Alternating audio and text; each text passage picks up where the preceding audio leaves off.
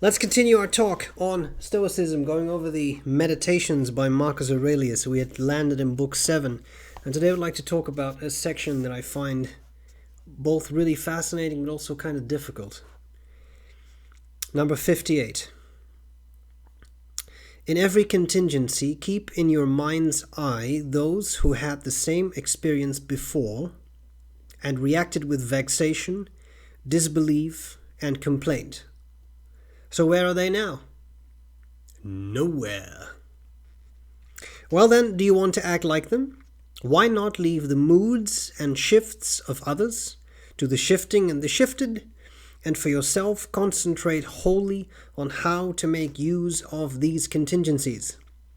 You will then use them well, and they will be raw material in your hands. Only take care and seek your own best good in all that you do. Remember these two things. The action is important, the context indifferent.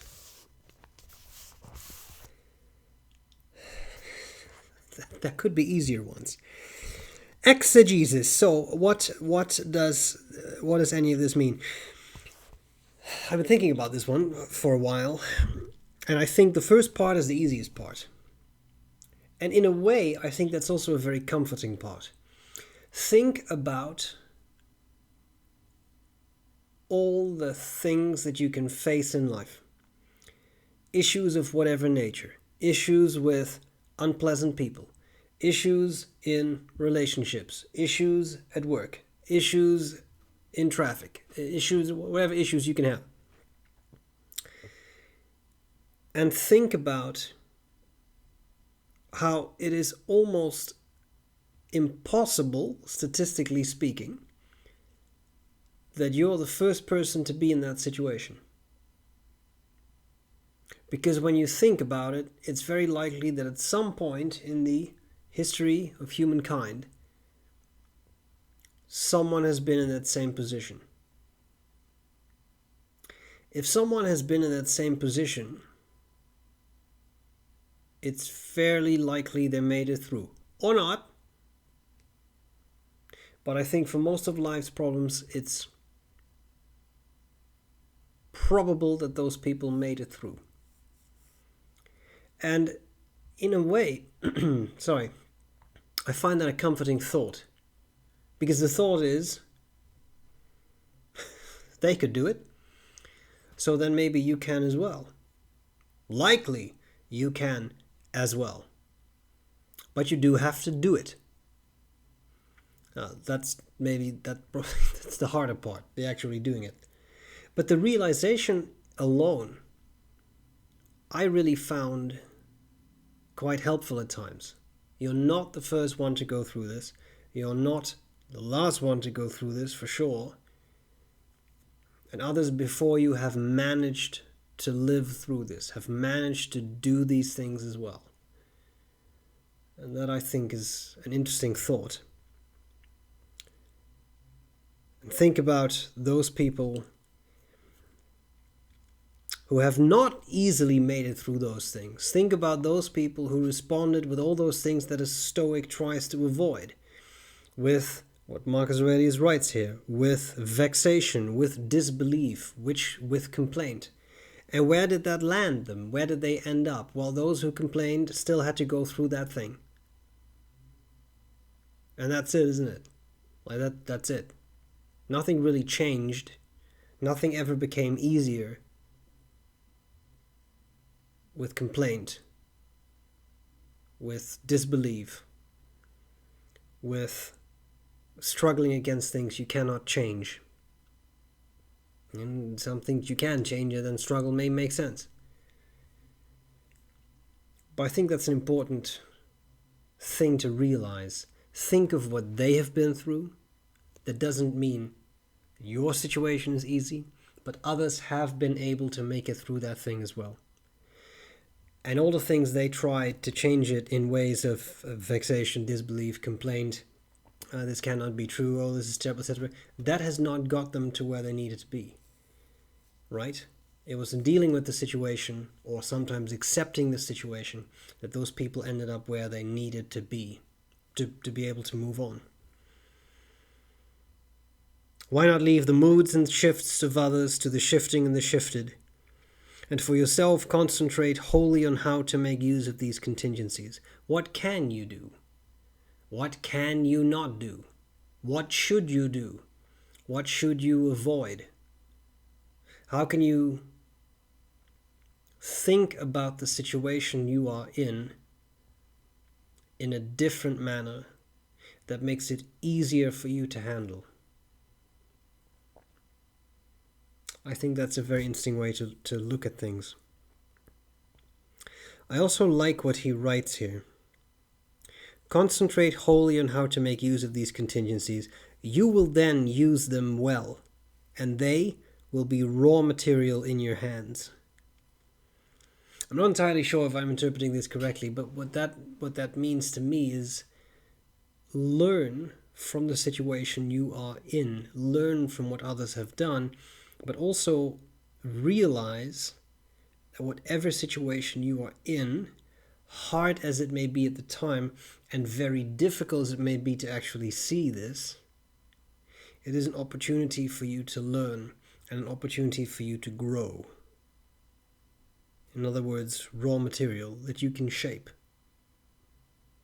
that you can use to move on, to shape yourself, to grow yourself. Only take care, seek your own best good in all that you do. This is the type of argument that makes a lot of people say that Stoicism is a selfish philosophy. Because Stoicism is not based on... No, let me rephrase that. Stoicism is not based directly on making a society better. Stoicism does not say this and this and this is what you do to make society better. Stoicism does indeed focus a lot on making yourself a better person. Remember, progress. But the end result of that is, if everyone would stick to proper principles, if everyone would value virtue, if everyone would realize what is and is not within their control, if everyone would realize that you can take a step back from certain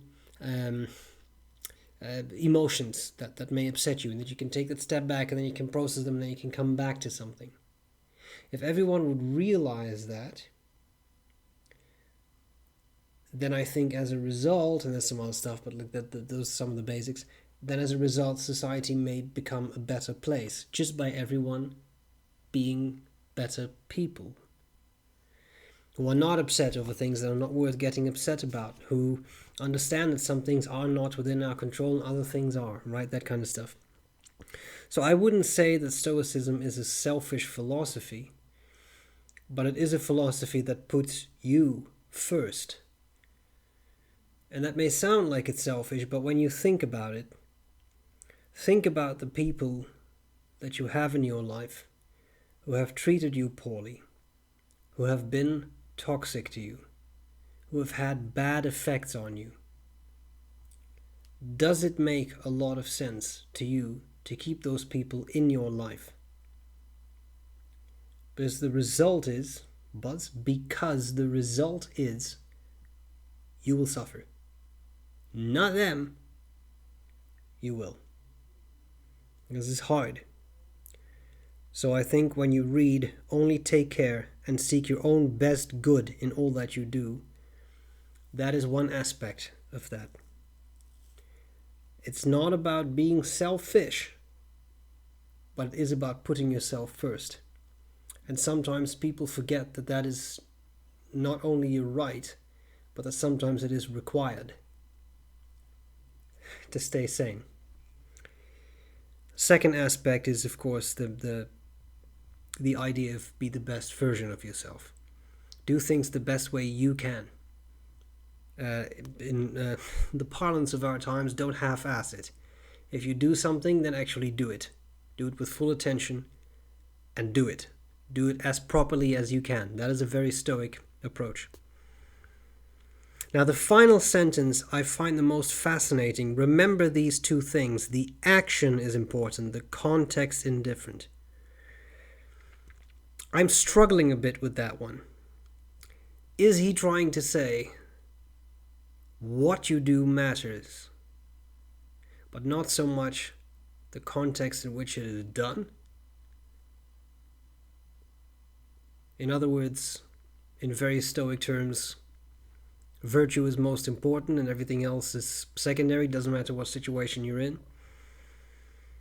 I have to think about that one. But I like it as a statement. The action is important, the context indifferent.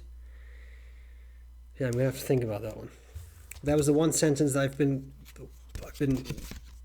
stumbling over in this particular section. If you have ideas, put them in the comments. I'd be interested to read what you think he meant by that. Sometimes Marcus Aurelius was a very interesting person, but sometimes he writes things that are very puzzling. Don't forget, this book was never meant to be published. This was kind of philosophical exercises for himself. So he probably knew exactly what he meant. I struggle a bit with this particular one. So I'm interested to hear your input. That's pretty much it. Hope you enjoyed this.